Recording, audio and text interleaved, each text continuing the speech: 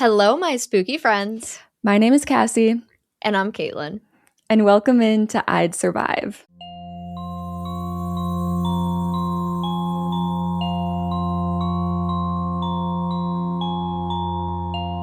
You know, like doing the intro, that's what it is. That's why the intro is hard, is because it's like the fakest part. It is fake. Yeah. I hate doing scripted stuff. I know, like, me it's too. so uncomfortable. It's very cringe. I do like that we do it new every time, though. It's less fake that way. That's true. It's not a recorded thing. Yeah. Valid. All right. How is everyone doing? Hope you guys have been well since we last saw you a week ago. How has Cassie been? I've been okay. I've been digging out the depression pit, which is always a fun thing. Mm-hmm. It's better than falling in. So, true. You know, I didn't watch a lot of movies in general this week. However, I did finally finish Something Very Bad Is Going to Happen, the show on Netflix that I've been watching for like 3 weeks now. Mm-hmm. It was all right. All right? Yeah. That's all it gets. Yeah. Damn. I really just am hung up on, I really loved the first episode into like half of the second, like the way it was set up, and then where it went, I was just less interested in, and it was objectively well done. So like, I'm not going to shit on it either. I just think I got excited by how I thought it was going to go. So it's on me. It's my fault because I, expected one thing. But that's so fair. Yeah. Because like sometimes that happens where you're like, this is going so well. This is amazing. And then it doesn't do what you wanted it to do. Yeah. And you're just sad. In terms of horror shows, I'm watching The Midnight Club right now. I'm 4 episodes in. Mike Flanagan, baby. And thus far, it's 10 episodes total. I'm on episode 4. I think it's about to take a very interesting turn based on like the cliffhanger of episode 4. Ooh. And I'm hopeful because thus far it's like I don't hate it or anything, but I can understand why it's the show that people say, Yeah. Does it come across more YA, or does the poster just look like YA? Do you know what I mean? It's kind of going to depend on where it goes. Mm-hmm. Because right now it feels very YA for sure. I need to see what happens next before I can like make that judgment, because it could get really dark. Like the theming of the show itself is really dark. Quickly, if you don't know what it's about a bunch of kids who go to this specific hospital because they all have terminal cancers or terminal illnesses. So that in itself is dark and depressing. Not fun. Yeah. So, it kind of depends on what is done with it. But I like it so far. And I'm really excited for the next episode. Outside of that, I have, in a sort of kind of way, technically finished my Chucky journey. Yeah. Because I watched Cult of Chucky. Wild film. Really fun, though. It was a good time. It was crazy. And then all I have now, besides the show, of course, but that's like a whole thing, like that's... We'll see if I get to that. But the remake, which is obviously that's one I've definitely not seen. Yeah. I think most people haven't. I don't know how popular that was. Well, one of the things I do know about it is that Brad Dourif does not voice Chucky. Oh. And it's like not connected to the other films. It's like a reboot. So I think it's really not well respected. Yeah. And then I think the new one that's going to be coming out, I don't know what that's going to be. Like, I think it's going to relate to the newer Chucky's. I have no idea. I don't know what they're doing. It's one of those franchises that is officially, just all over the place. Off the rails, yeah. So you don't know. Yeah. But that's been my horror. Okay.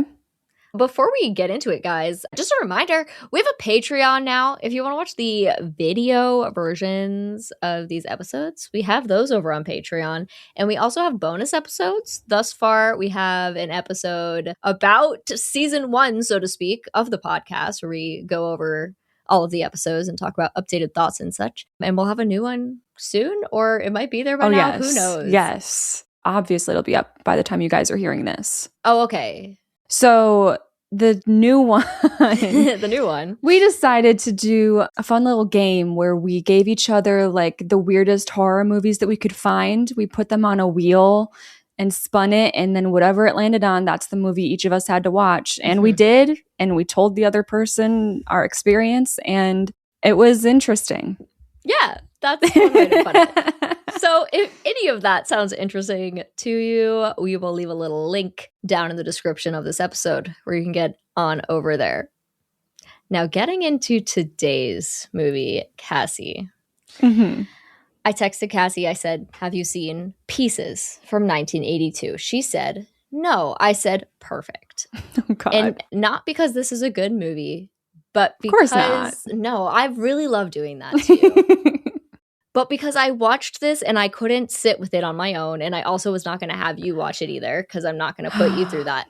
Wow. So I'm going to sit here and tell you about Pieces. Okay. Are you ready for that? Yeah. Do you think that I could guess where we're going based on the title?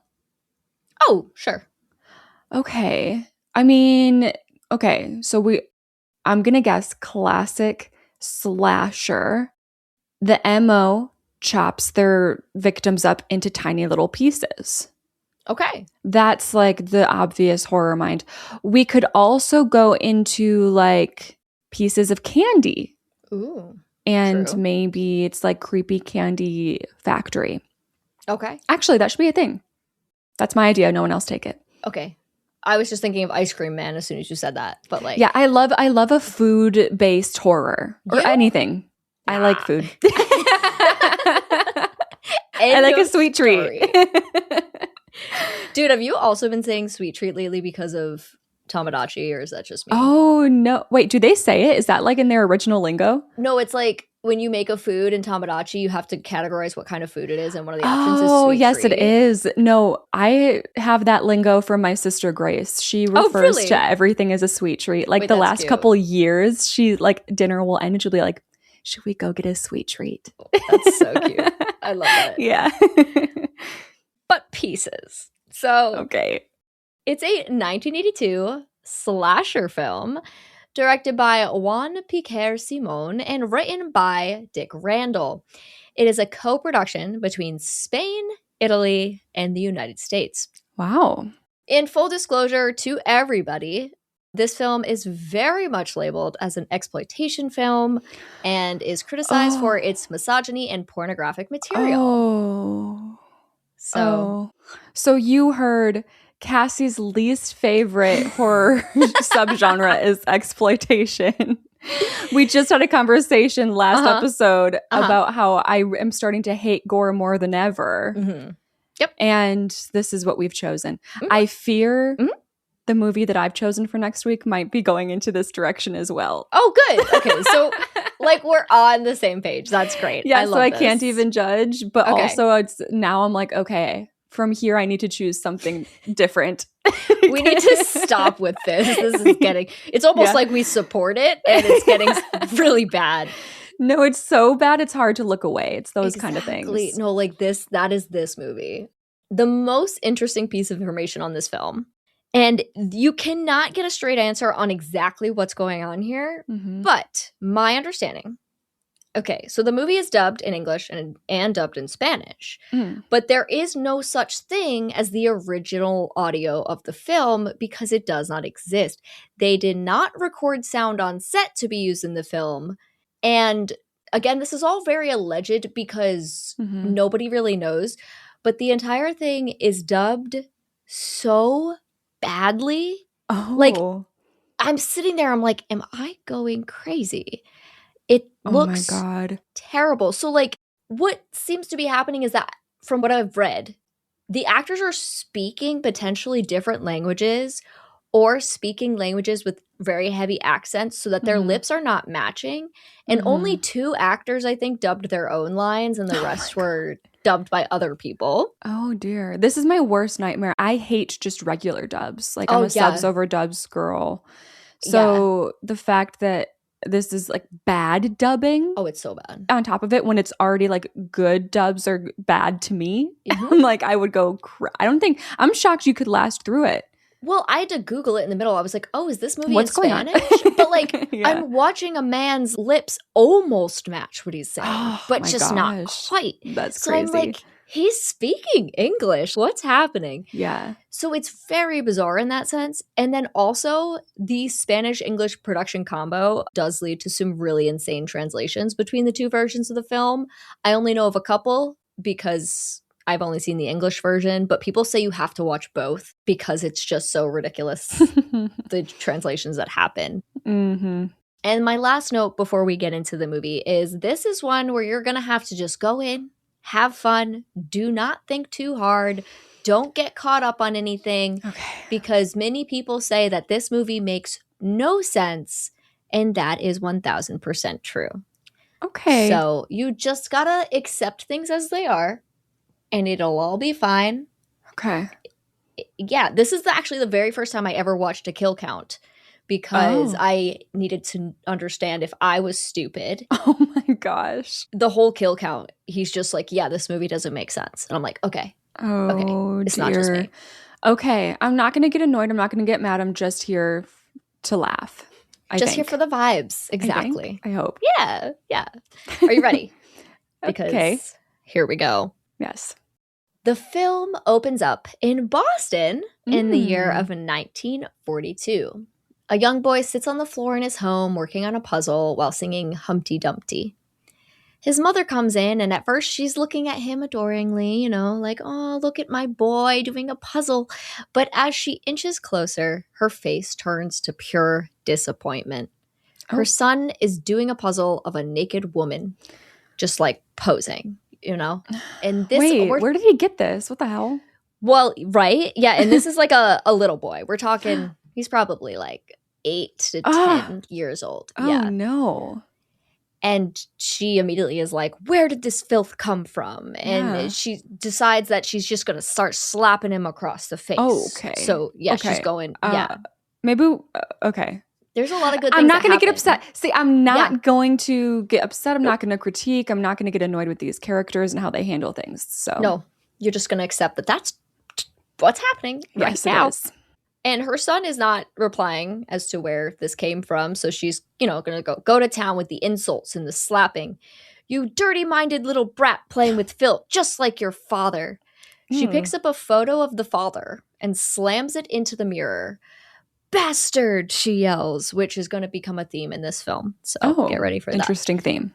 Yes. She tells her son that she'll kill him if she ever catches him with something like that again, and has him go get a bag so she can burn all of this stuff.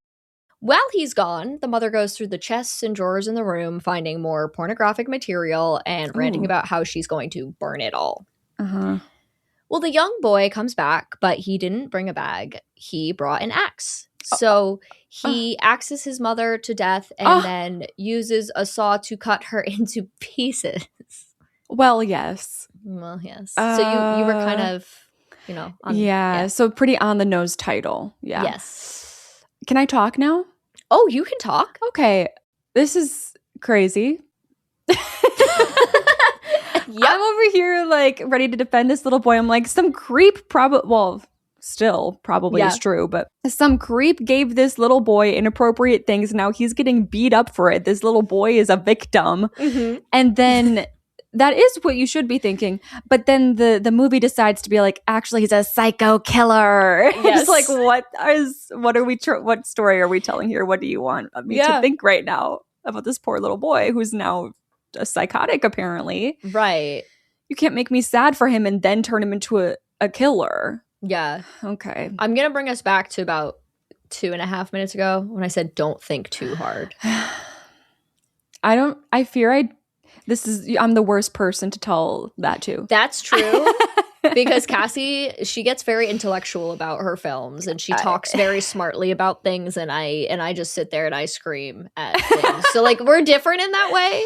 I just all I think about is character psychology during a movie, and there's movies where that should not be happening, and I know that this is one, and I'm gonna work on it. I'm gonna work on it. Yeah, or you can really get into it, and like I won't stop you next time. It ends with me like cussing out the production. You should. So yes, he saws his mother into pieces, right? Of course. But then he has to finish the puzzle. obviously. Okay. So he's working on his puzzle, and a little while later, a woman comes by the house, and when she gets no answer from ringing the doorbell, she calls the police. Mm-hmm. The police break down the door and make their way to the scene of the crime. The room is completely covered in blood. There's splatter everywhere. Yeah. Jesus, would you look at this? Something's been butchered up here, one of the officers says. Okay, yes. Mm-hmm. We better search the place, the other replies, Right. before immediately opening the nearest closet. Inside sits the mother's head, Okay. just sitting on a shelf, chilling and hanging out, you know? I wonder why.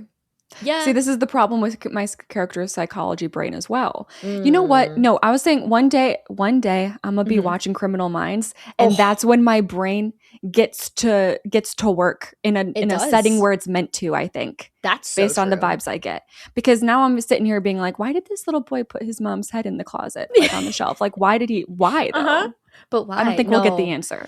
No, I think you will love Criminal Minds, though. I think that's very true. Just me pushing the show on everyone. Yeah. So the woman that had called the police says that, oh, that's Mrs. Reston, and oh dear, where is little Timmy? Oh my God. Well, a small whimper comes from within another closet in the room.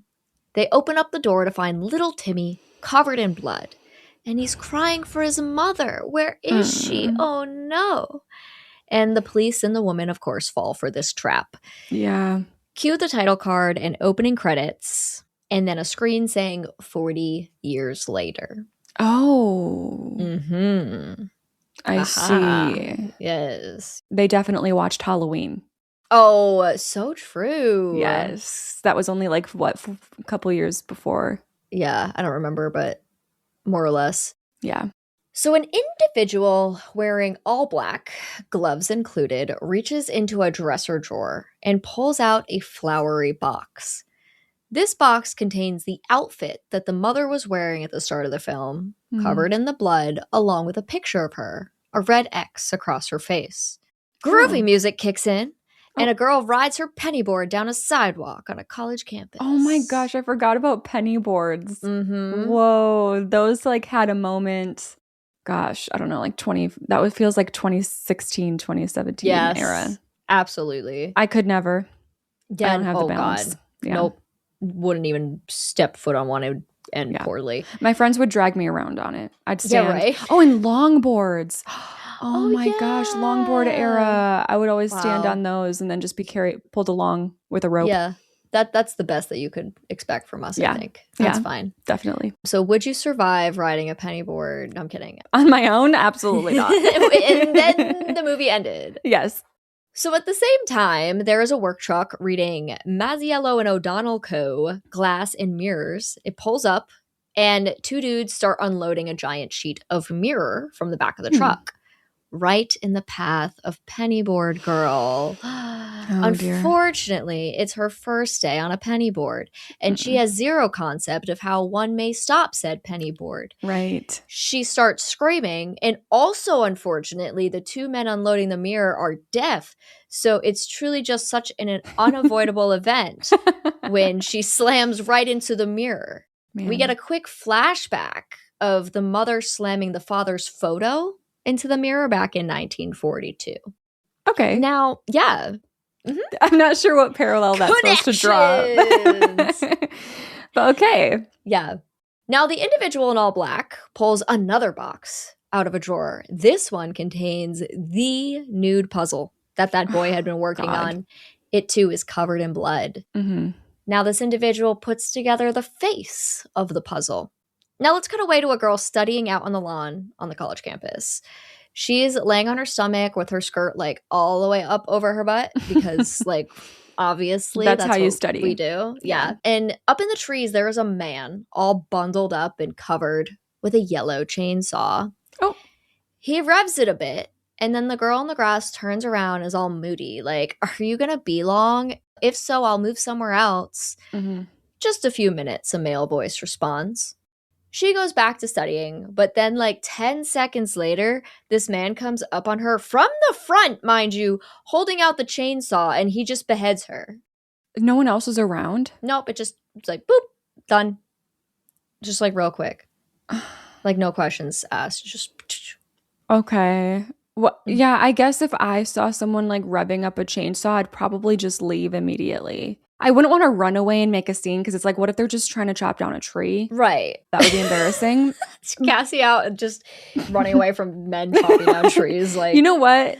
And I would be on that side of the spectrum than the other. Like, yes. You might catch me doing that. And that's fine. No, but I'd be fast walking away for sure. Yeah, that's fair. I think I'd see them walk up to me with a chainsaw as well. That's where I'm at. Yeah. First of all, that's one of my least favorite sounds in the world is like revving chainsaws and leaf blowers. Like it induces so much anxiety in me. Just like the I can't do it.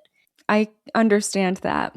Oh, it's genuinely triggering. I can't explain it. Yeah. I would probably like chill with the guy being there, but like as soon as he starts walking in front of me holding out a chainsaw, I might be like, whoa, what are you doing? I wouldn't even leave too because of being scared. I'd leave because like this is annoying. So I'm just going to go find a new spot to be. Exactly. I agree. Yeah. Now that body must have been discovered because we cut right to the lieutenant. Lieutenant Bracken is his name, and he's arriving to meet with the dean of the school. Now, fun fact, Lieutenant Bracken is played by the coach from Graduation Day. If you remember, Coach George Michaels. Yes, it's the same guy. Bracken has also brought along Sergeant Holden, and they all shuffle into the dean's office. We'll come back to them in a bit, but first, we gotta check in with some students sharing a joint in the hallway. Okay. They're talking about how they've just installed a waterbed in the training room. Wait, what? Yeah, I don't know. Training room. I don't think that's what you use for training. But no, why would you? Yeah, I don't know. I'm curious about this. Have you ever gotten to experience a waterbed? I have not. Have you? It's odd. Yeah. I can't imagine it's comfortable. No, my cousin's mom, when I was young, had a waterbed. And it was like fun, but then we would get yelled at because she's like, you're going to pop it, you know? Right. Which like, why? I just don't understand why you would want a bed that could be popped. You know what I mean? I'd be stressed. And the upkeep, it's odd. And also like, I don't think it's comfortable. Well, I think it's like less about comfortability. I think people were sold that it's like just good for your joints and your back and like it's good for back pain and stuff, but which it definitely isn't. Yeah. I don't think. It sounds like a gimmick, but who knows? Maybe we've had it all wrong and they're supposed to be in the training room. Exactly. That's just, what's going on here. Yeah. So one of the girls is like, have you ever been laid on a waterbed? And another responds saying, the most beautiful thing in the world is smoking pot and fucking on a waterbed at the same time. Wow. This feels very 70s. They're still living in the 70s. It feels like something, for sure. This is one of the spots where they suspect there might have been a mistranslation. Oh, no. Because it's just like, what is that? Especially the training room. Maybe that's a mistranslation. I don't think it is. I don't know what happened here. Listen, this movie doesn't make an ounce of sense. So we accept it, but at the same time, what is this? What's trying to be said right now? Yeah. What are you going for? Huh. Well, like, it's not about to get any better. So, like, I don't know why I'm acting like it's that weird. So they're all giggling and tee-heeing, right? Yeah. And a professor, Arthur Brown of anatomy, he emerges from his classroom. The group of students takes notice, and the girl who loves smoking pot and fucking on waterbeds is like, watch this. And she walks over to the professor. Can I ask you something? She says.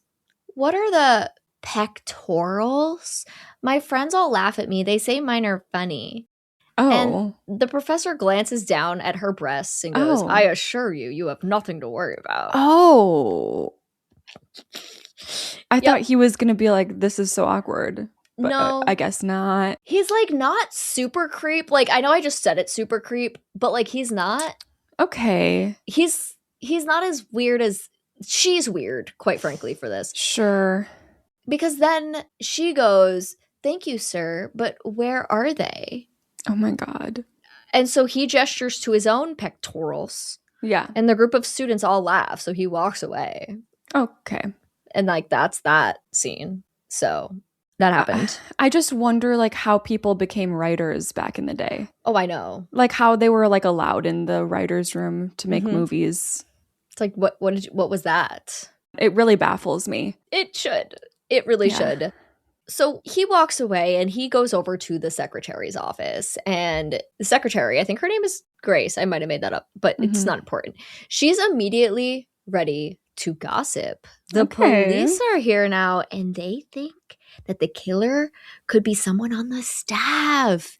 And Professor Brown is like, he's sat for the tea. He's like, what makes them think that? Yeah. Well, the lieutenant said it looks like an inside job. And it's like, girl, that's not a reason. Like, that's just you reiterating what you said 2 seconds ago. But okay. Yes.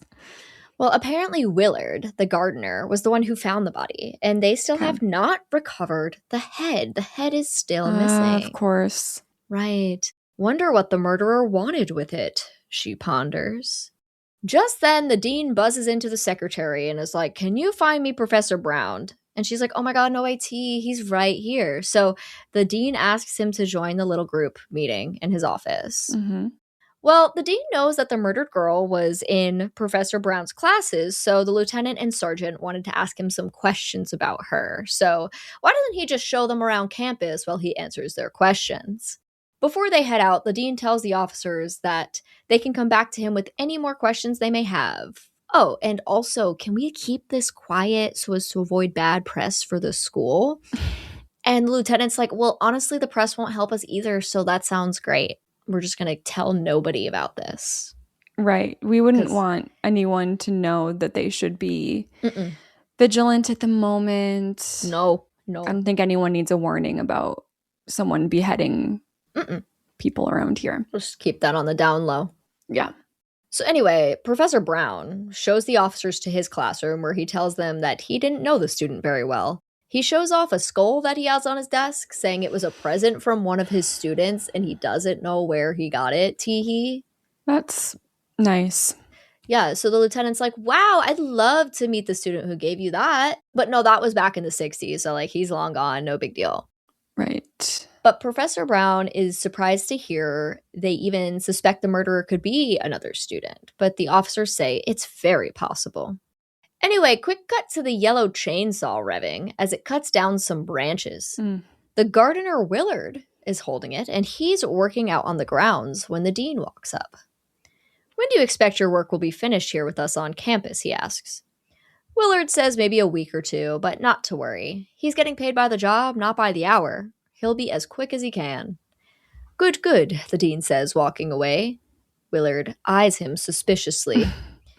Willard then takes a few steps. This feels like the kind of movie where like everyone ends every conversation with like an eyebrow up eyeing someone suspiciously. No, wait, that's so real, actually.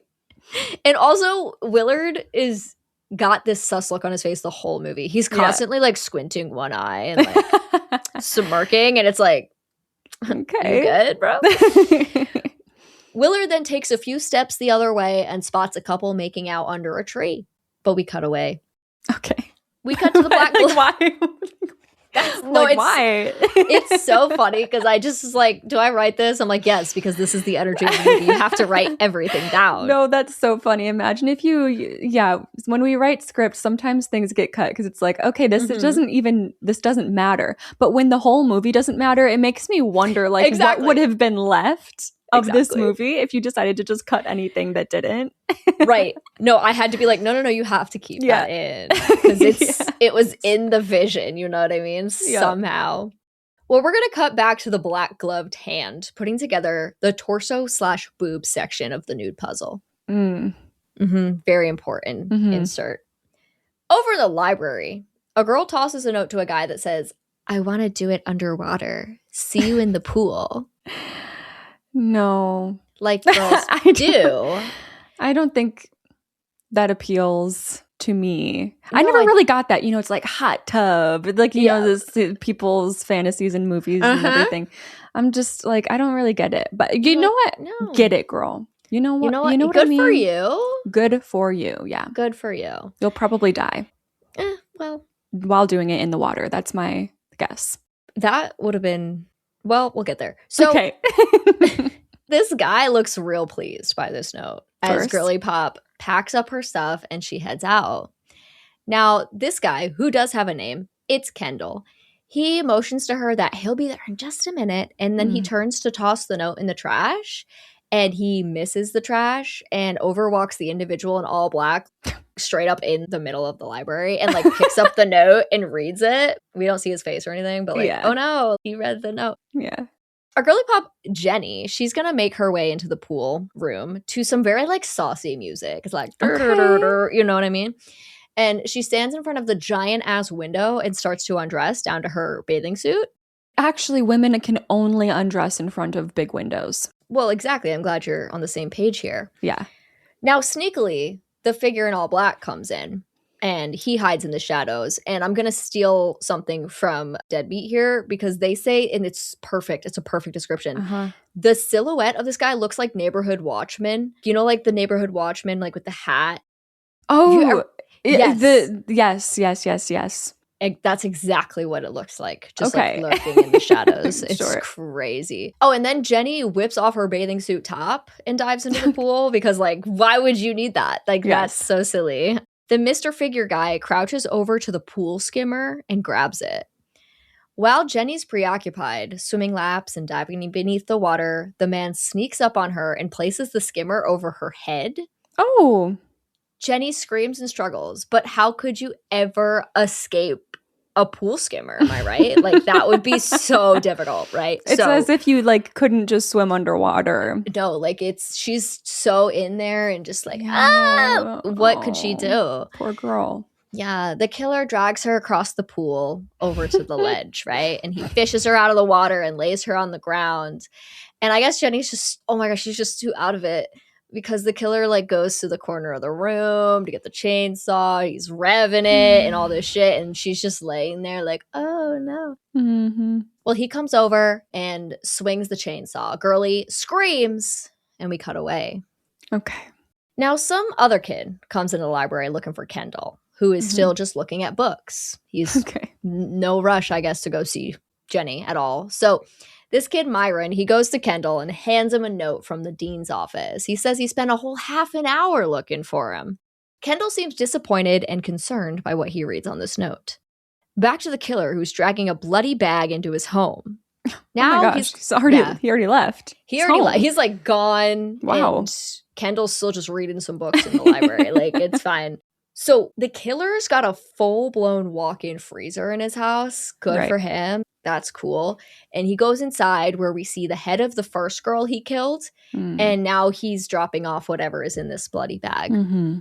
Next thing we know, Willard is walking into the pool room at the school. And when he flips on the lights, he sees the bloody chainsaw sitting on the windowsill. And also Kendall is now hiding in the corner. Okay. But Kendall's the one who gets spooked and runs out of the room. And Willard looks around and sees Jenny's body laying next to the pool, but it's completely chopped up and the torso seems to be missing now. So Willard has a very like even demeanor. He's not like scared. He's just like, oh, weird. You know? Oh, that is weird. Yeah. So he goes to leave the room and runs straight into the officers who he starts fighting. He just starts, blah, blah. And it's this hand-to-hand combat between Willard, 3 officers, and Kendall is also there. But then one of the cops pulls out a gun and tells Willard he'll blow his brains out if he doesn't stop. Okay. So he stops. Oh, good. Yes. Sometime later, we have like full-blown crime scene stuff going on. The body parts, they're covered up in some plastic. Someone's photographing stuff. You know the vibes. And Professor Brown comes in. I guess Lieutenant asked him to come because he didn't want to wait for the coroner's opinion. So he's like, Professor Brown, can you come give your opinion? He gestures to the body parts. And is like, could that have been done with a chainsaw? Oh, and that's a crazy pull. Like, good on him. Yeah.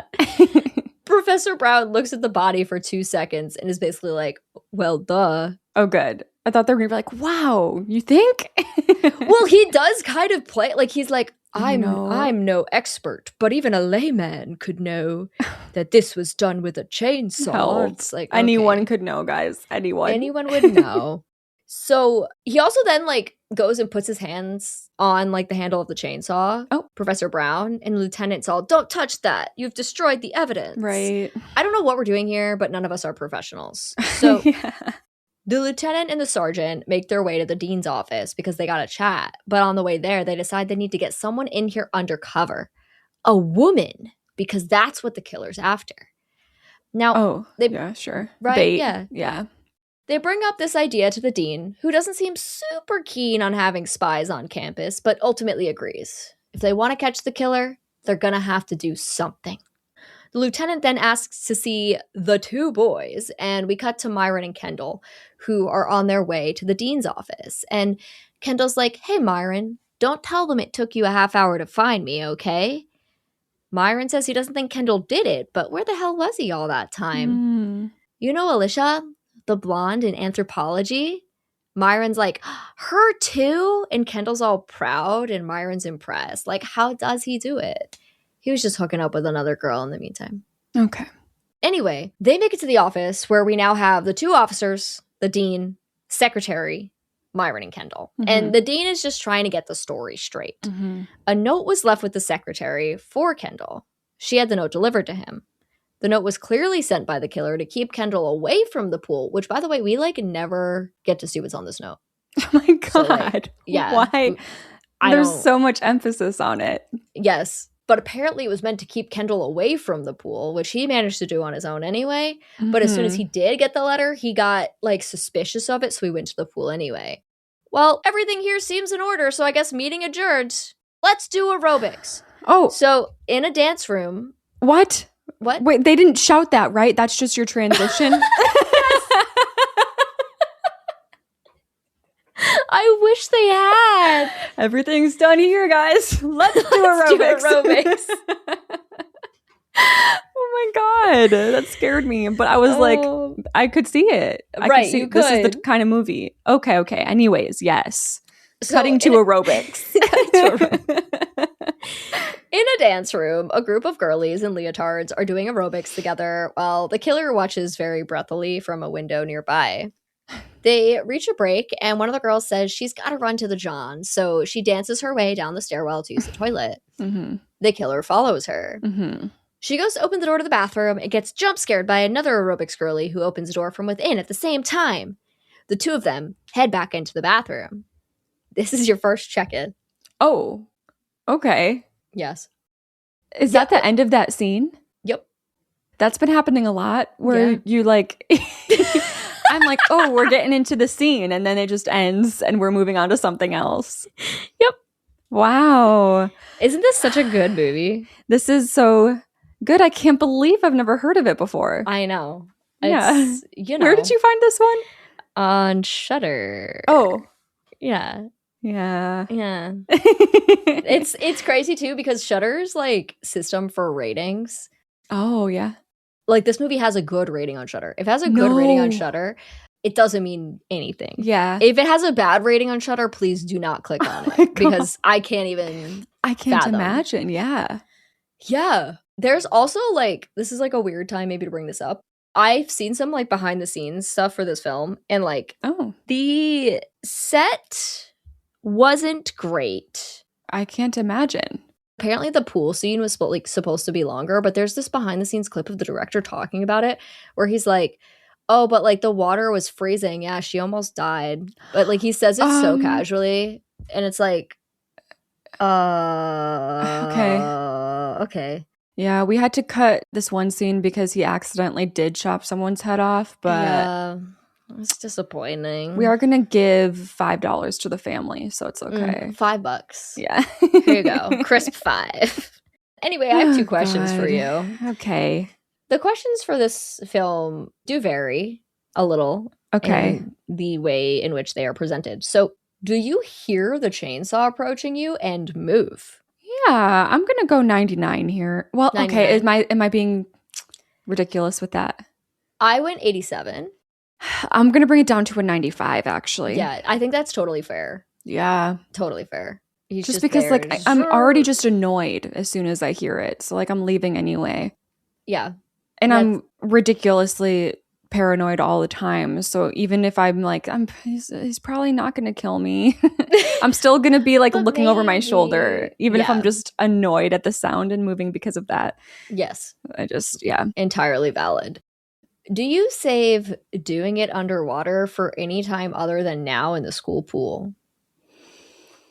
Okay, so the thing is, I would if I am offering that to a man and he doesn't immediately follow after me. He's like, I'm gonna chill here for a second. I'll meet you there. Be like, okay, well, you don't fucking want it then. then you think I'm gonna wait? I'm gonna wait for you. So I wouldn't like go off into the room getting ready by myself. Like, no. So that means I'll go 99. I went 99 on this one as well. Yeah. 1, not really interested. 2, the school pool. Like, that's gross. Like a public pool of any kind is gross. Like water stuff isn't for me. Public pool, no. There's just everything about it. And then you're just going to stay here and let me go off and get ready for you? Absolutely not. Yeah. So those are your 2 questions. Okay, beautiful. So I am starting off with a 97%. Yay! I have a 93. We're doing I like fantastically. This. And I'm going to be upset if we somehow get dragged down to a really low score for this movie. I wouldn't blame you for feeling that way. Yeah. I'll just say that. So, over at the station, there's this guy named Dr. Jennings, and he wants to meet with Kendall, of all people, to help him with his psychological profile of the killer. Oh, okay. Oh, I thought he was just like, okay, I misunderstood. I thought that Kendall needed to be psychologically evaluated. And this was just a normal thing that they did with kids at this campus. No. But Dr. Jennings thinks that it's possible Kendall could know the killer. Oh, by the way, I have to tell you, I do have a guess. Oh, okay. I think it's the teacher that was being asked questions about pecs. Oh, okay. What's his name? Really funny that you went with that. It's all of the examples. Professor Arthur Brown is his name. Yes. Okay. I'm putting a star next to him. I'm sus. Okay. Oh, yeah. I guess this is a good time to say, too, that one of the parts of this film that makes it so ridiculous is that the police force just, like, let this kid be a part of everything. He's just, like, a random college student. And they're like, Kendall, what do you think? And it's like, Kendall? Ooh, yeah. Kendall doesn't know shit. Like, what are you talking about? Oh, dear. Well, the lieutenant, he's out in the bullpen talking to a woman who seems to have just agreed to some dangerous job. She'll do anything to get out of the office. Kendall walks out after he's finished his meeting with Jennings, and he stops when he sees this woman. Hey, aren't you Mary Riggs, he asks. Well, yes, it's Mary Riggs, the professional tennis player. What? Is this this is like not real. They're not like ripping off a real famous tennis player. It's just a random famous tennis player in this universe. Yep. Okay. What is she doing here? Well, Kendall is like, what is she doing here? It's just what I wrote down. Well, she works here, obviously, and she's going to be the one to go undercover at the university as a tennis coach. They hired a professional woman's tennis player to go undercover for their investigation. Okay, like, it's not even that, though, because, like, she does work at the police station. What? Yes! Why? I don't know why. Is she retired from tennis? Maybe. But even then, like, why is she? What a pipeline. It's the really pro something. Tennis player to police officer pipeline went crazy in 1982, I guess. To undercover tennis coach to college. It's like, okay. What a life. Wow. Yeah. So Kendall's all like, whoa, cool. Thanks for trusting me and letting me in on this. The lieutenant then pulls him aside and goes, look, kid, all you got to do is keep your eyes open and watch out for Mary in case she needs any help. Like, yeah, let's have the child look out for the grown woman. We should put that responsibility on him, yeah. Exactly, like this checks out. So Kendall leaves, and then this news reporter shows up, acting as news reporters do, demanding to speak with the lieutenant. Mm-hmm. Some officer's trying to tell her that he's busy, but the lieutenant comes out anyway and is like, what is going on out here? Girlie immediately introduces herself as Sylvia Costa of the Boston Globe, and she wants to know what is going on here at this university. Now, remember, we're trying to keep this hush-hush, so the lieutenant plays dumb, and he pretends he has no idea what she's talking about. Mm-hmm. Either sometime later or another day, Mary is now undercover at the university, playing tennis with a student. I really like Mary, though. Yeah. I have no reason to. I just think she's such a wild character that I don't want her to die, and I fear she is. Like, what an icon, right? I know, yeah. I agree with you. A ton of people are watching this match, and it's honestly pretty pathetic. Fun fact, when they were casting the film, somebody told the director that everyone in California knows how to play tennis, so he didn't bother to check if they knew how to play tennis. Oh, dear. So how does the pro tennis player look in this scene? Looks so good at tennis. Like, it's crazy. Oh, God. But she does win. And then the dean comes over to chat with her just about what she's doing, you know, how her undercover mission is going. And he asks about Willard. And Mary says they're going to have to let him go, like in terms of they had arrested him. But they don't have any evidence that he actually killed the girl in the pool. So he's going to have to be set free. Now, while they're chatting, Sylvia shows up, the news reporter, and she interrupts, asking to talk to the dean about what's been happening on campus. And again, now the dean plays dumb, but Sylvia's not buying it. She's definitely sus. Okay. Let's get another scene with our puzzle master figure in all black, who pulls out the puzzle and now adds the arms of the figure. Yes. So remember aerobics class earlier? Like, let's go. How could I forget? Let's go back to that, right? Except that everybody has left now, except that one girlie who went to the bathroom. Oh, yeah. I keep bringing up fun facts that I shouldn't, but also the director wanted the women to be wearing no clothing in this scene, and they said no. Why the hell? Yeah. Yep. Would the women be naked at their aerobics class? Did he mean literally? Does he mean that like down to like no bra, no underwear? So he said he wanted them to be wearing very little clothing. Okay. But it still doesn't make sense, but it's like. Yeah. They were like, no, we're going to wear leotards like we would if we were at aerobics. Yeah. Thank you, women. Exactly. So girlie is dancing on her own in the room, doing her own little routine. And yes, of course, the killer is watching her again from the window in the door. After a little while, she decides, she's had enough for today. She turns off her music and starts to put her clothes on. She hears a noise while she's getting ready to go, and it does spook her a little bit. So she speeds up her process. Heading out the door, the killer follows her. She starts running, and the killers walk in like Michael Myers slow after her, right? And she runs all the way down multiple hallways before making it to the elevator. When she gets there, a man in black is already waiting there, having just pressed the button. And she jumps back like, But then, when she sees his face, she says, "Oh, sorry, sir. You scared me." Interesting. Okay. Wait, we're supposed to take that is him, and now she recognizes him, and she's not scared, so it must be someone familiar. Yeah. I mean... But now he's not going to go... He's not trying to kill her? Well, if you had any doubt about it, just give me 15 seconds. Okay. Yeah. The two of them get in the elevator, and the elevator starts to rise before the man presses a button to make it stop. Yeah. "What are you doing?" the girl asks, before the killer whips out his chainsaw from behind his back. Okay. Okay. Wow. Didn't see that there. Nah, it's so hidden. But she starts screaming, and the killer saws her arm off. Yes, that's so nice of him. Yeah. So Kendall and some officers are nearby, and they hear the screaming. But by the time they make it to the elevator, the killer is gone. On the floor of the elevator is the girl's body, and both of her arms are missing. One of the cops just turns around and vomits, so thanks for that. But anyway, the murder gets called in, and everyone shows up. The lieutenant walks up and is like, "All right, what happened?" That's a real quote. And Kendall goes, "Well, we scared him off, but the girl's still alive, so we can finally get this bastard." And they make a fucking big deal out of her being alive just for a doctor to walk by immediately after and be like, "Oh, no, she died." Like what was all of that? Why? Why are you wasting screen time? Like, what was that? That one bothered me. That one bothered me more than anything else. I'm like, why did we just have a whole thing about, we're going to talk to her? He's all like, "I want her guarded at all times."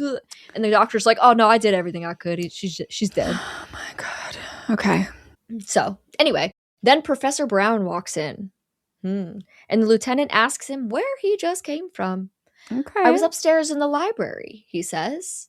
"Good," the lieutenant responds. I'll be talking to you later. And then he just like walks away with his posse.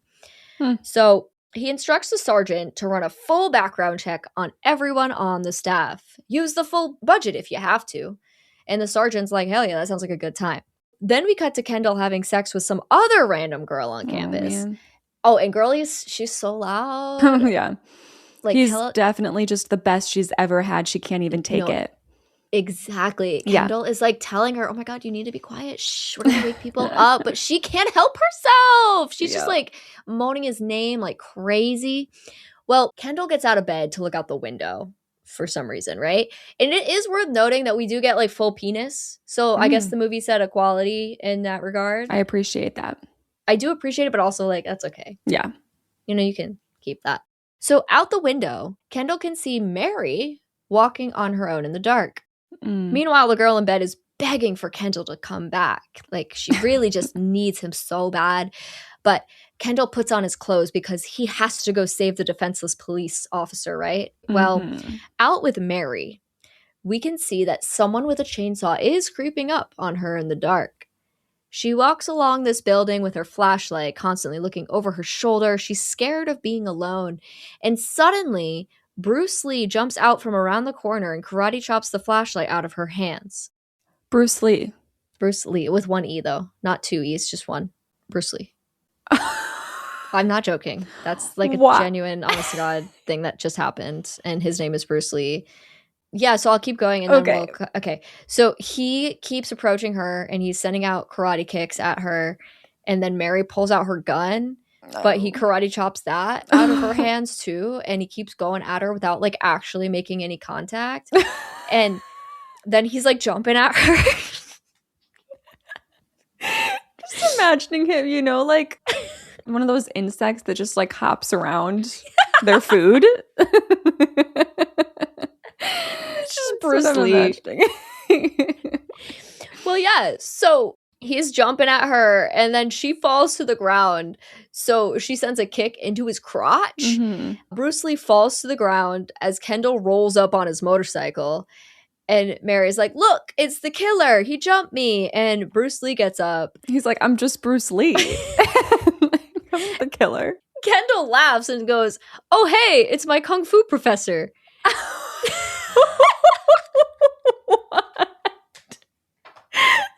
Kung Fu professor just attacks people at random around the campus? Well, obviously. Okay. Yeah. Well, like, he's gonna go now. So he just leaves. No, he literally just walks away. Is Mary okay? Yeah, Mary's fine. No, it's not even like, first of all, apparently this guy was like a Bruce Lee impersonator and he just like happened to be around. So they were like, oh, you want to be in the movie? And so they wrote this fucking scene. Wow. That makes no sense. And it's great. Wow. But he leaves and Kendall's like, okay, you're safe now. See you later. Which, by the way, I thought you were like here to help her and now you're just saying bye. And Mary's like, no, like, I'm going to go with you. But first, we need to look for my gun. Right. She looks down on the ground next to her feet, picks up her gun, hops on the back of the motorcycle, and they ride away. What if she just shot Bruce Lee in the head and he was like, that's my Kung Fu professor? Oh, shit. What have we done? God. But yeah, that's been fun. So that was great. That was my favorite part so far. It should be. No, I was like kind of falling asleep and then this part happened and I was like, I'm awake. What? What just happened? So Sylvia then suddenly appears from behind the corner and she's trying to get into the school building like in the middle of the night. So she's lurking around looking for a way in and we can see that the chainsaw killer is watching from nearby. Sylvia finds an open door and lets herself inside. The killer follows close behind. Sylvia wanders to school looking for, honestly, I don't know what, but she eventually makes it to the training room. Oh, would you look at that? Suddenly, some bright lights just flash, and then the door slams shut, and then the killer enters from another doorway. I don't know what all the fanatic stuff was, but this is so relatable. Like, there's so many moments in movies where I'm like, what even just happened? Like, how do I explain? I couldn't tell you. I get the vibe, though, and that's all that matters for these moments. Exactly. Yeah. So Sylvia tries to run, but there's nowhere for her to go. The killer grabs at her, and she falls back on to the waterbed. Oh, Of there it course. is. Look at it. That's why it's in the training room. Okay. Yes. The killer opts for a knife this time around, repeatedly stabbing Sylvia in the chest. The waterbed, of course, breaks and the water dyes red. It's a very messy scene. Sylvia flips over and the final stab is delivered to the back of her head.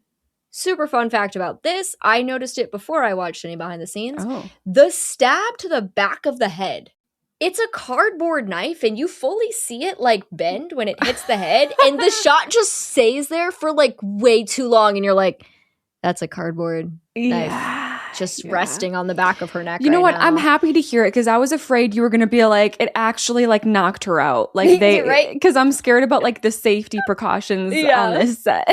No, it's a cardboard knife, but the next shot like shows the knife protruding from her mouth. So Right. Yeah, of course. So R.I.P. Sylvia.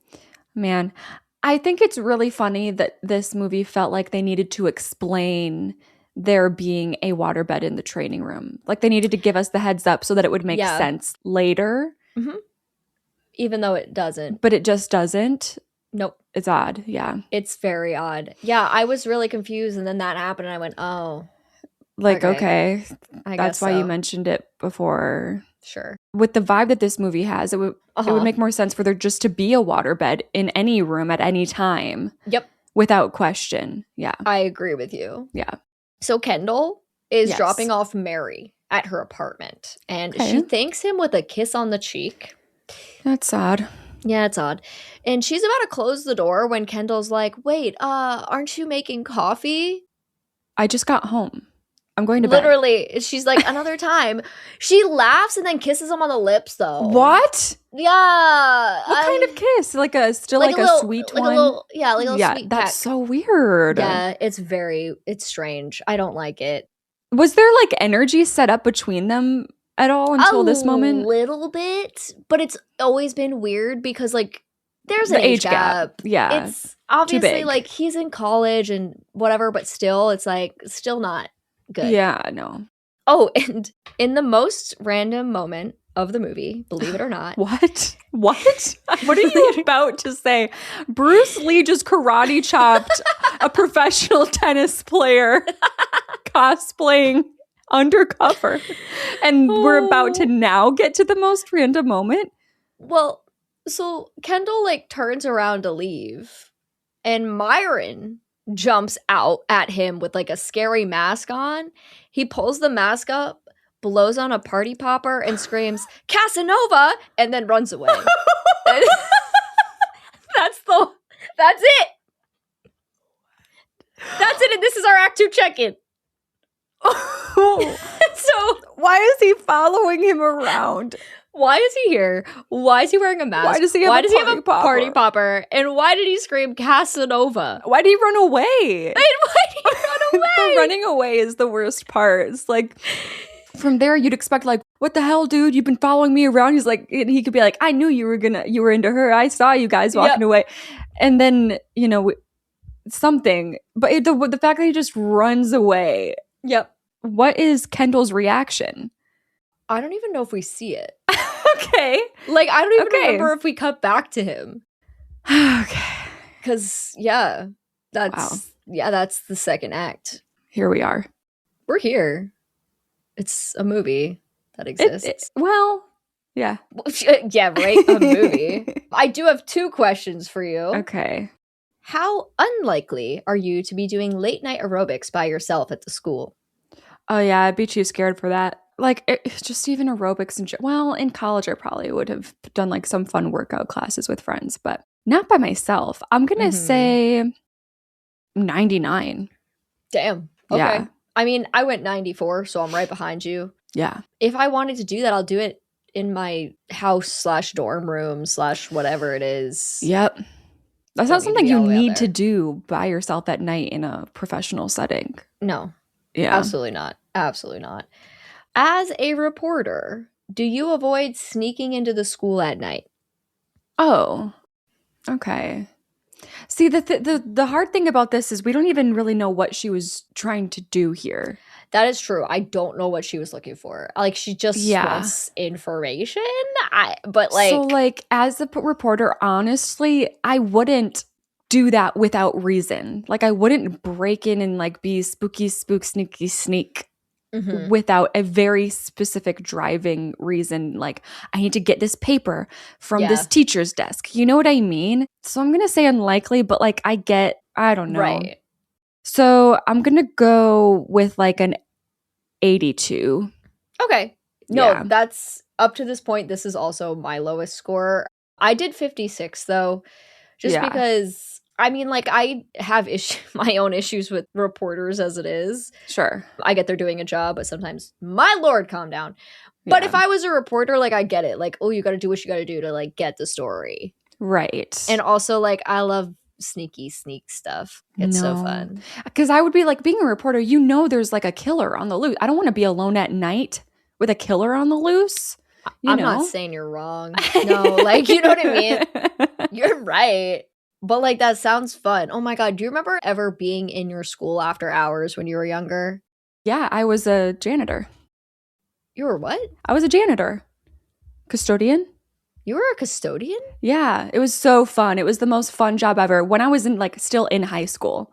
Oh, I didn't know. Like, all of the custodians were basically just all high school staff. So it was just me and my friends. Oh, okay, that's cool. And it was the best, and it was so fun. And one of the elementary schools haunted, so that was fun. Obviously, my boss did see a ghost in the art room. Nice. So we always all did the art room together. Oh, cute. No, that's so fun. Yeah, but the vibes were fun. Yeah, I always loved being in school after hours because it was just, like, empty and you just be, like, running around the hallways acting like an idiot and whatever. It's a good time. It's a good time. So, like, I one time did get caught dancing with my vacuum. How was that? Again, by my boss. It was funny. Good, because I would never, like, for me, oh my God, I think I would have died. Just because that's the kind of stuff that, like, oh my God, ain't no way. No, that was a good time. One time, sorry, now I'm getting janitor stories. One time, someone, like, on another high school staff member on the whatever, they found a Christmas tree in the dumpster outside. Oh, I forget why or where it came from, but it was like a little Christmas tree. And it was like the start of December. So they were like, they brought it in and they put it in like the office space that we like check in the break room space. Okay. So they set up a Christmas tree and they were like, that's weird. And so then our bosses showed up and they had no idea where this Christmas tree came from. Right. Like, what the heck? So then they thought that I did it because it just is giving my energy, but I did not. Just giving Cassie Carmidisco. But I did not do it. But now get this. I show up for my shift. I walk into the break room, check-in room. I see a Christmas tree, and the only decoration on it is my school picture from 5K. Oh, just my 5K yearbook picture. Yeah, is sitting lonesome in the Christmas tree, and I'm like, hey, so what's going on here? What's this? Hello? And they're like, we know what you did. And I was like, what are you talking? Huh? Yeah, so that's crazy. I was like, that wasn't me. It was actually someone else. I believe his name was Ryan. And they're like, oh, so then they like took my picture off. And why did they have it? Because my grandpa was the maintenance. He was like in charge. So they like got it from his desk. And because I was 17 and he still had my 5K picture on his desk. Well, yes, of course. So that was quite a day. I highly recommend being a custodian with your friends at your high school. That sounds kind of fun. I can't. It was. It sounds like a vibey time. Damn. I didn't do fun things like that. All right. You know who did do fun things, though? Not Kendall. No, the killer. Oh, I thought he was going to be with someone new. Like, guess what? You know what? New girl. Probably. Okay, the killer's working on the butt now. It took me a second to understand what you were getting at, and I now understand. The puzzle. No. So let's check in on the walk-in freezer, right? So there's a woman hanging in it now, and she's all bloody, and that's 100% what it looks like, by the way. And I think it's supposed to look like something else, What? It doesn't. We'll talk about it later. It fully is like a woman covered in blood. Are you saying it's like supposed to look like a deer or something weird? Oh, well, no. Like, what is it supposed to look like? Well, I'll get to it. Okay. Because I actually don't know if it's supposed to. It's a whole thing. Okay. We'll talk about it. Then we're going to cut to the puzzle where he goes ahead. He adds the legs now. He adds the legs to the puzzle. The next day, a girl named Susie plays tennis by herself out on the courts. How? She's just like hitting balls. Okay. And then like going and retrieving them and that kind of a vibe. Yeah. Some really loud, annoying music kicks on out of nowhere on the loudspeakers over the grounds. And Susie's like, nah, I'm good. So she leaves to go to the locker room and shower. A very breathy man enters the locker room, a man who can only be the killer.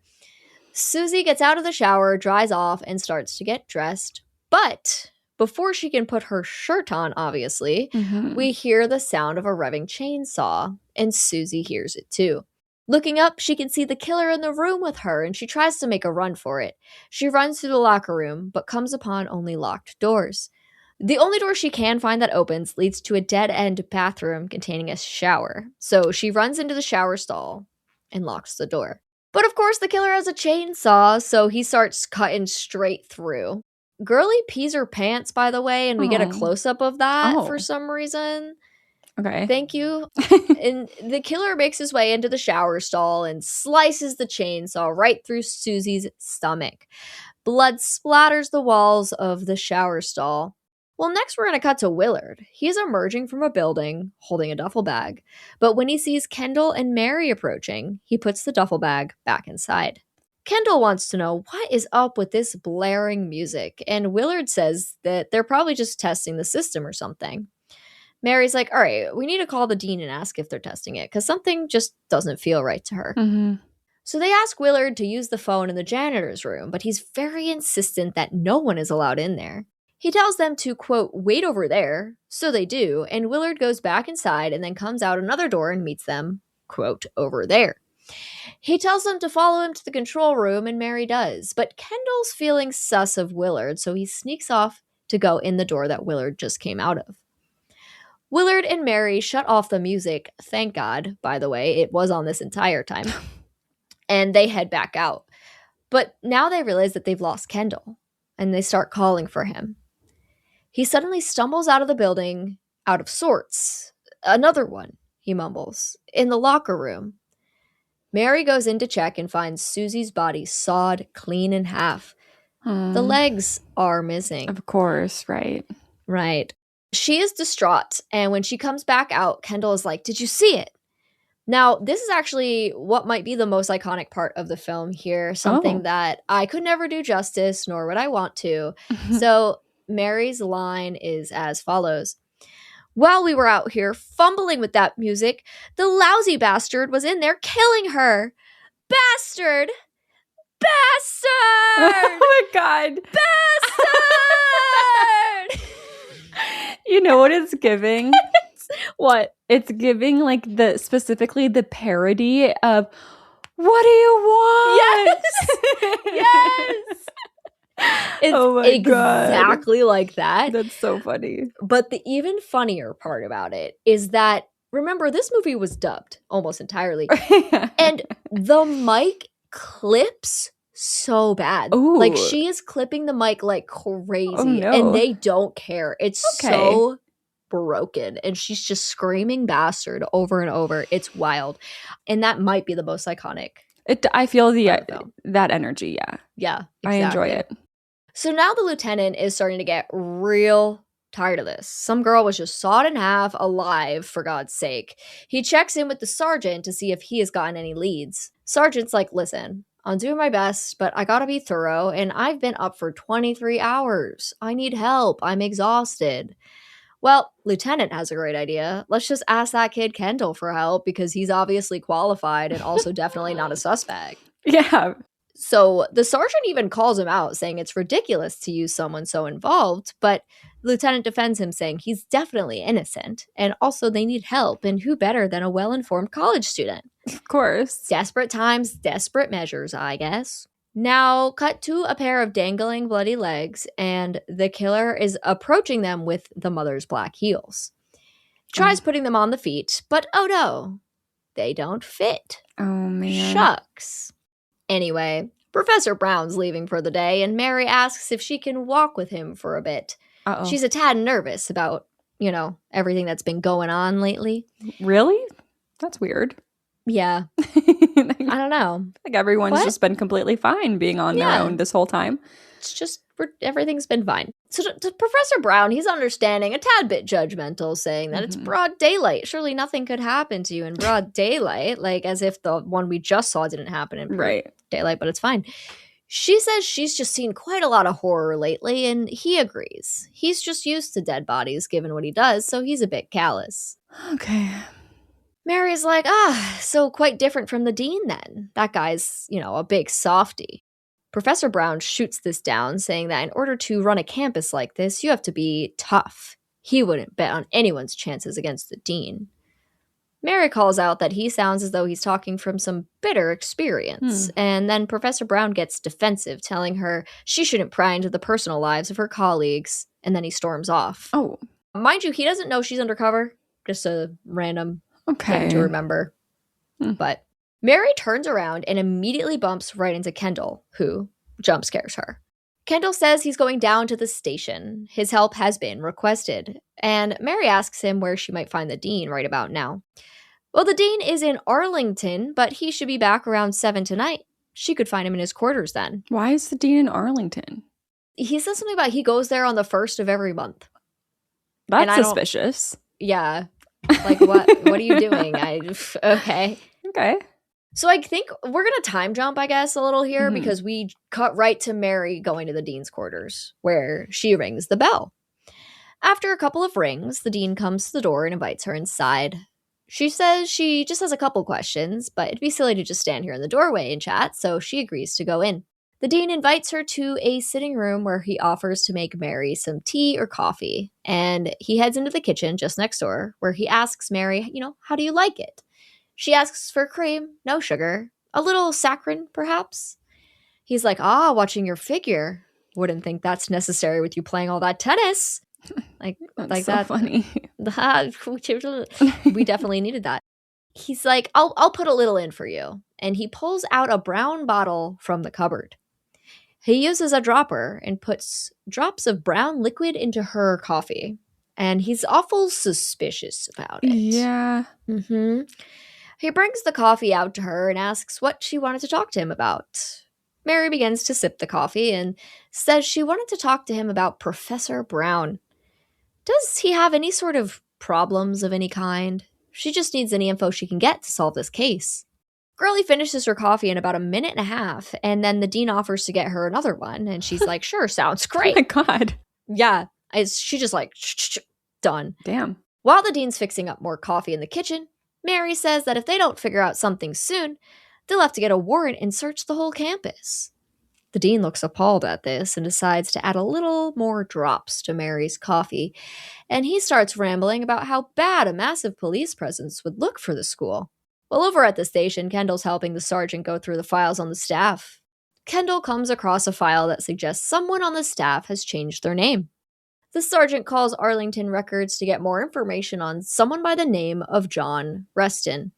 He seems to get some juicy tea, so when he hangs up the phone, of course, Kendall is like, so, what did they say? What the hell, you're practically on the force, he says. For some reason. Literally, like, okay. And then he just goes, the dean's the one. And there's like no fanfare to any of this, by the way. He's just like, yeah, the dean. Yep, it's the dean. Oh. Yeah. Okay. Like, the whole reveal in this film is like they don't care about it, which like I understand because it doesn't seem like they ever cared about it. Yeah. Quite frankly. It does unfortunately match the vibe. Okay. She's like, the dean's the one. Apparently his mother was chopped up when he was a kid. Must have affected his mind. Of course. Kendall's like, oh no, Mary. She said she was going to see the dean. Holy mother of God, the sergeant says. That is literally what he says. And off they go to the dean's quarters. Now, over at the dean's quarters, Mary is starting to get a little woozy here. But remember, Mary had just asked, like, yo, you got any sus info on Professor Brown? Remember she asked that? Well, the dean comes back in and goes, well, you see, he's a homosexual. That is really sus. Yeah, it's really, really sus, bro. I don't know what to do about that. Is that it? That's the end of it? Well, no, and then he's like, I found out about it a while ago, but as long as he doesn't break the rules, that's chill. Okay. Good, and he's like, Brown. And then he goes, Brown seems more upset about his affliction than I am. Does he? Like, I'm like, first of all, affliction is crazy. It just comes out of nowhere. You're like, oh, okay. Are you just making this shit up? Like, what is this? And then, oh my god, no, I forgot. And then out of nowhere, he goes, I think I should tell you, he almost tried to kill me. Pause. But I'm very strong, you know. That was like the end sentence. That was the sentence. He doesn't explain what that. Nope. That's that. He tried to kill him. I like when she's like, did he have any problems? His first thought is, well, he's a homosexual. By the way, yeah, afterthought. He also tried to kill me. Like, oh, okay. And so now, what is she thinking? Is she passed out? Basically, well, she's still with it. She's like, I feel funny. I can't seem to move right. And then the dean stands up and goes, that's the effect of the drug I gave you. She can still hear everything, but can't move, in quotes, because like she's still moving. It's sure. It's, you know. The dean then glances down at Mary's legs in those shoes. Could she be the right size? He takes out some tarp and lays it down beneath her legs before caressing them all weird-like. Okay. Some funky music kicks in as a lieutenant. Yeah, good time for some funky music, I guess. The lieutenant, the sergeant, and Kendall, obviously, arrive. The dean grabs his knife. The police ascend the stairs. The dean approaches Mary. The men make it to the door, and Lieutenant's like, all right, kid, you'll make a great cop, but this is as far as you go. No, you can't do this to me now, Kendall says. All right, says the lieutenant. And he's like, you can come. So, like, all right, he's coming. At this point, they might as well. Literally, like, why are we bothering? So they approach the door. No response on the knock, so the lieutenant just, like, shoots the lock. They all pile in, making their way through the home. They find Mary on the couch, still unable to move, but the dean isn't anywhere to be seen. But Mary, she keeps eyeing the curtain that we can see is, like, swaying a little bit. And her glances, they're getting nowhere with these men, though. They are not taking the hint. What else is new? Yeah. The lieutenant asks Kendall to try walking Mary around. Like, why? Why are we doing that? But whatever. Okay. While he radios for an ambulance. Kendall gets Mary up and walking because that's how that works. Yes. And meanwhile, she's still staring at the curtain like, would someone look at the damn curtain? While Kendall's walking her around, the dean emerges from behind the curtain and lunges at Kendall. Okay. Like, well, yeah. Mary just has to watch from the ground, frozen. She was just walking, but now she can't move anymore. As Kendall and the dean, they have at it. And the dean pins Kendall to the ground, holding the knife over his head. It's not looking good. And just then, the lieutenant comes barging back in and shoots one bullet clean into the dean's forehead. Easy. He dead. Cool. Yeah. Super easy kill right there. The twinkly end of an old horror movie music kicks in. And it's like, you all right, boy? The lieutenant asks Kendall. He nods. And then Mary, you know, she's going to be okay. She was drugged, but she'll be all right. Okay. She's already coming back too. Sure.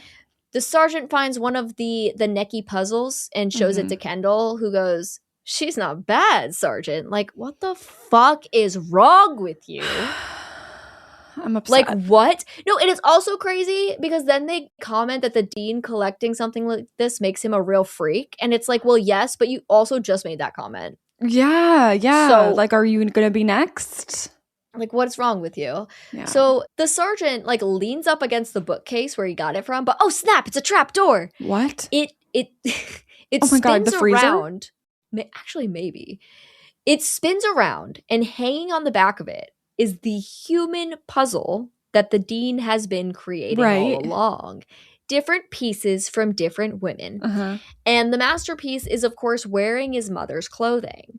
Now, the puzzle woman falls forward, and of course, like, her dress, like, falls off as she's falling forward, and it falls right on top of Kendall. Oh. Who is immediately traumatized. Good. I mean, no. No.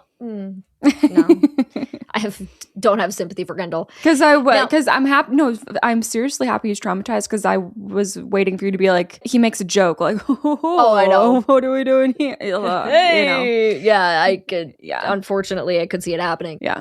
Now, sometime later, the dean's body is being carried out while Kendall sits pondering what just happened in a nearby armchair. Why he's still here, I don't know. The puzzle woman's body sits covered in a cloth on the floor as well, and the sergeant checks in with Kendall and tells him it's time he gets some sleep. On the way out of the room, Kendall reaches for his jacket, which lays upon the table next to the puzzle body. As he's putting it on, an arm reaches out from beneath the sheets and grabs at Kendall's crotch. Oh. The hand digs its nails deep in there and drags down, blood emerging from Kendall's pants as he screams in pain. The credits roll. What? The puzzle woman yes is a zombie now. Yep. I mean, I guess so. But she still doesn't have feet? You know what's weird? I think, no, she does have, no, he already sewed on those legs. Before he checked the shoe size, he sewed the legs on. The shoes just don't fit. Yeah. What the fuck?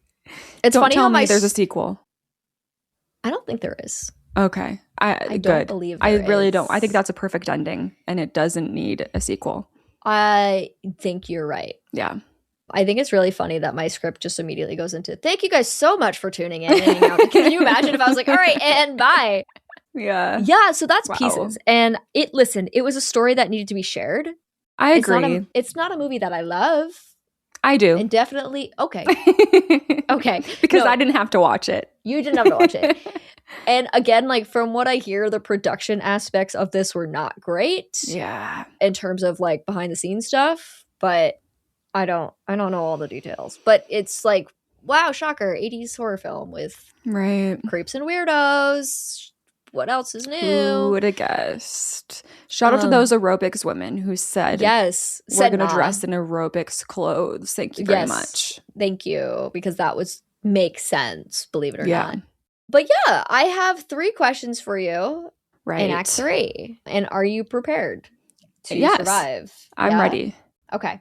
You've just finished an intense workout at school. Do you wait to shower at your home/dorm as opposed to in the locker room? Yeah, 100%. Really?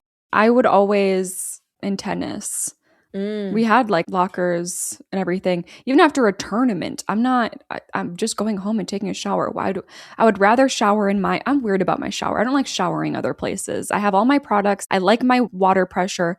I don't like public things in general. Like, I'm going home and showering.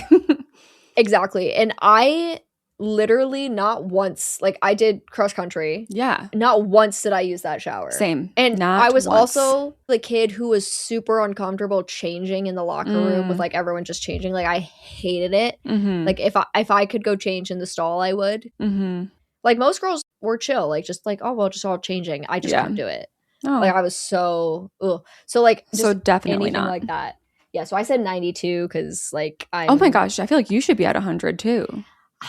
I'm leaving because you never did, you never would. I'm leaving it because it's college, and, like, is a dorm shower any different than a locker room shower? Oh. Not really. Wait, this is like in the college gym though. Gym showers, yeah. No. The college gym is in my experience, dorm showers, like, they were shared amongst the floor. So it's like, it's not that different. And at that point, I'd still prefer to wait, but I guess. But then comes down to the lazy factor. I wouldn't want to bring all my shower equipment to the gym when I can just walk the 5 minutes back to my dorm and use. I mean, I agree. Yeah. Ideally, no. Do you bring someone with you when going to question the dean? Okay, so wait. Mary. She was suspicious? She was suspicious of Professor Brown, right. I think. She was just going to talk to him about a different suspicion.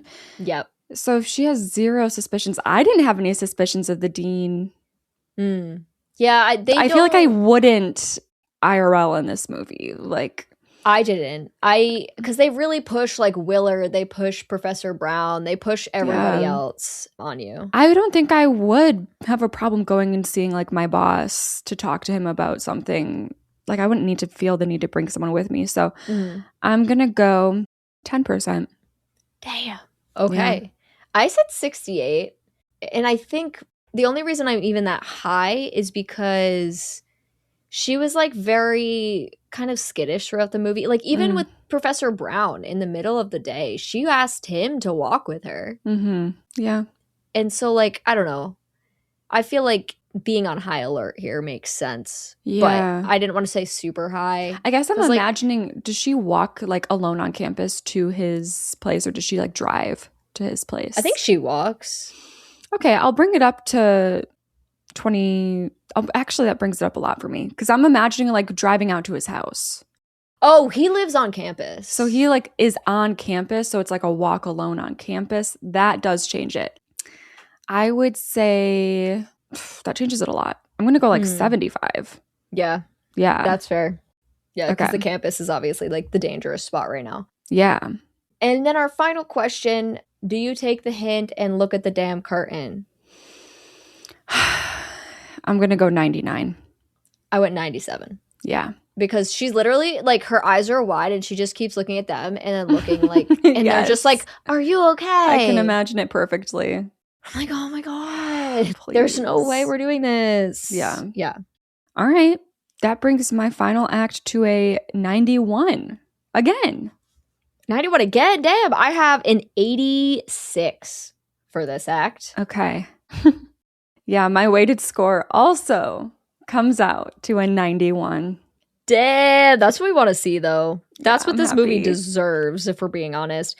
Mine is an 84. Okay. A little bit lower because my final was a little lower. Yep. So that brings our score for this episode to an 88%. I almost feel like it's too low just because the movie is so ridiculous. I know. But at the same time, I think a 12% room for error is probably fair for a killer who's just going after people alone. I'm also just fine with it being as low as 88 because you never know when Bruce Lee might come and karate chop your head off at any point. It could happen, apparently. Like, I still can't believe that was a real scene in this movie. I know. You know what I do recommend, actually? You don't need to watch this, but you could watch the kill count on this. It was the first one I ever watched, and it just was very informative about the movie. And it'll show you all the weirdest parts of it. So okay, perfect. No, I actually will be watching that. Great little moment. I'm gonna go make myself some lunch, and I'm gonna watch that. Oh, please do, and let me know how it goes because I'll be very intrigued for sure. Well, thank you guys so much for tuning in and hanging out with us this week. As always, please check us out over on Instagram at I'd Survive Podcast. There you can also find the links to our Patreon and Discord, where you too can fill out an interactable worksheet to get your own score. So let us know. Would you survive?